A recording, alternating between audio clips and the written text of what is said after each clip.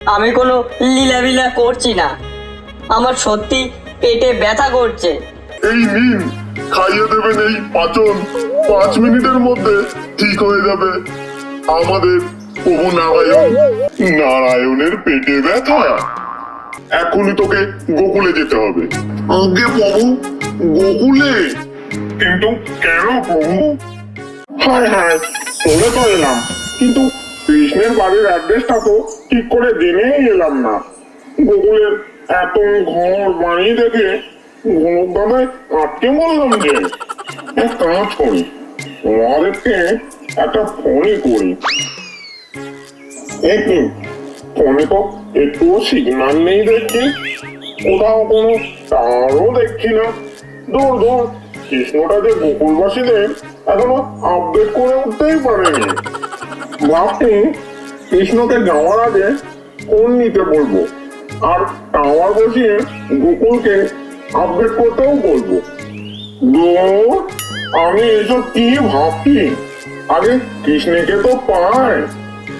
ওই বরং রাখাল মালকদারকে নিয়ে জিজ্ঞাসা করি।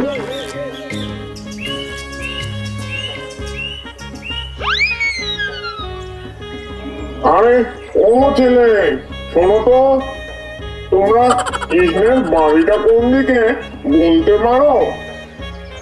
ওরে বাবা রে, ওরে তোরা কেউ যাস না কাছে, এটি কোনো মায়াবী দানব মনে হচ্ছে।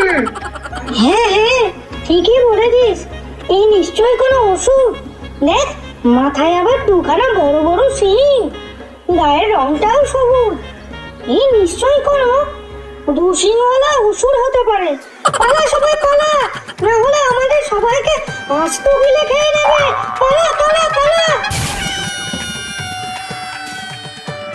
ওহে শোন রে, আমি কোনো অসুর না, আমি যে নন্দী, আমি মহাদেবের প্রিয় বাহন নন্দী।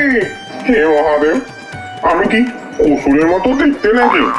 মহাদেব, আমি কিন্তু এই কৃষ্ণের সাথে দেখা করে কৈলাসে ফেরার পর আমি কিন্তু বলে দিচ্ছি আগে থেকে, আমি পালবাড়ি যাবো, গিয়ে একটু প্রেজেন্টেশন করে আসবো, না হলে কিন্তু আমাকে সবাই অসুর বলছে।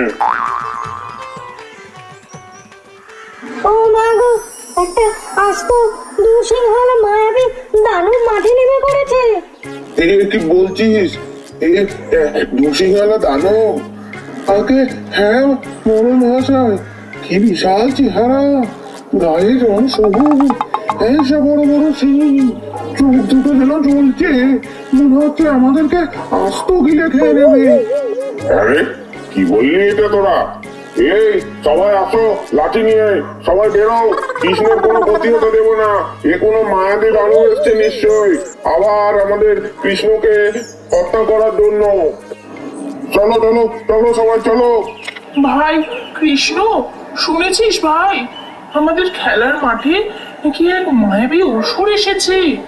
গ্রামবাসী সবাই লাঠি সোঁটা নিয়ে গেছে। চল ভাই, তোকে মনে হচ্ছে আরো এক অসুরের বধ করতে যেতে হবে।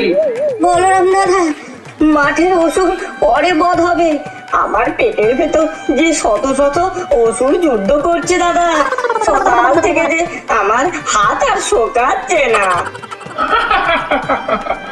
ভাই, তোকে পই পই করে বলেছিলাম জন্মাষ্টমীতে যা পাবি তাই খাবি না। এইবার তুই কি করবি? ভাই, গোকুলে যে আজ বড় সংকটে।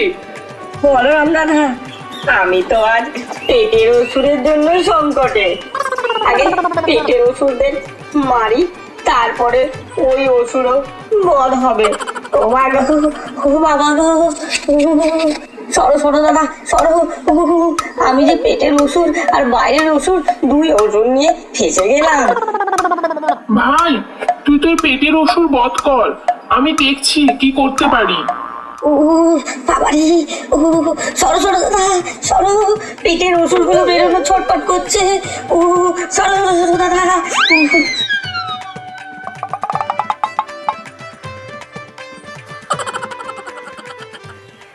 বলরাম আর গ্রামবাসী সকলে লাঠি নিয়ে এগোতে থাকে।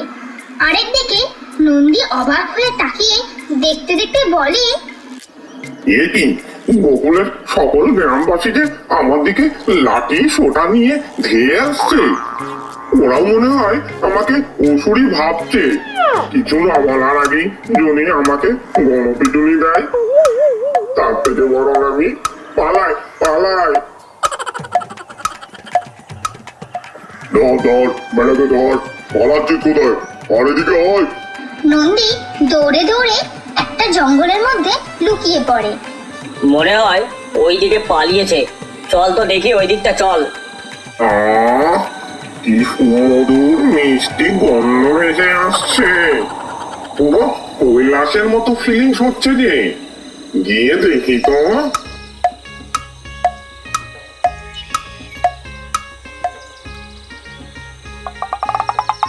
ভাইরে, এ কি গাঁজা সেবন করালি রে? মনে হচ্ছে মহাদেবের প্রিয় বাহন নন্দী এই দিকেই আসছে। না রে, গাঁদার নেশায় ভুল দেখছিস বোধ হয়। কিন্তু এ তো একদম মন্দির মতো দেখতে। আরে বাপু, তোমরা কি আমায় চিনতে পেরেছ? তাহলে গ্রামবাসী আমায় অসুর ভাবছে কেন? ওরে নন্দীদা, আমরা যে বাবার ভক্ত, তাই তোমাকে চেনাটা আমাদের নয় শক্ত। তা যাই হোক, তোমরা তো আমাকে চিনতে পেরেছ, এটাই যথেষ্ট। কিন্তু তোমরা যে গাঁজা সেবন করছো, বাবাকে প্রণাম করে সেবন করছো তো? না হলে আমাদের বাবা কিন্তু আবার একটু রেগে যায়, জানোই একটুতে। আরে নন্দীদা, তুমি ওসব ছাড়ো। আমাদের সাথে বসে একটু বাবার প্রসাদ সেবন করে যাও তো। হ্যাঁ হ্যাঁ নন্দীদা, একটু বসো, একটু বাবার প্রসাদ সেবন করেই যাও। মহাদেবের প্রসাদ বলে কথা। কি বলছো? মহাদেবের প্রসাদ? বসেই যাই নাকি? ও কৃষ্ণর সঙ্গে ওই দেখা করবো, দুটান বাবার নাম করে মেরেই দিই। যাও যাও।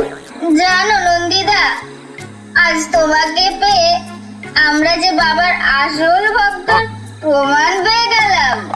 তাই ভাবলি এই জঙ্গলে আমরা একটা গাজার মন্দির বানাবো। কি বলিস রে ভাই? গাজার মন্দির? তোর কি প্রচুর নেশা হয়ে গেছে নাকি? ও তুড়ি তুড়ি, গাজার মন্দির না, বাবার মন্দির। ঠিক আছে, তোমরা যদি বাবার মন্দির বানাও, তাহলে কিন্তু আমাদের সেখানকার মেন পুরোহিত করতে হবে। ঠিক আছে? এই যা, আমি কি ভুলভাল বকছি? আমি যে ভাসছি, আমি যে উড়ছি।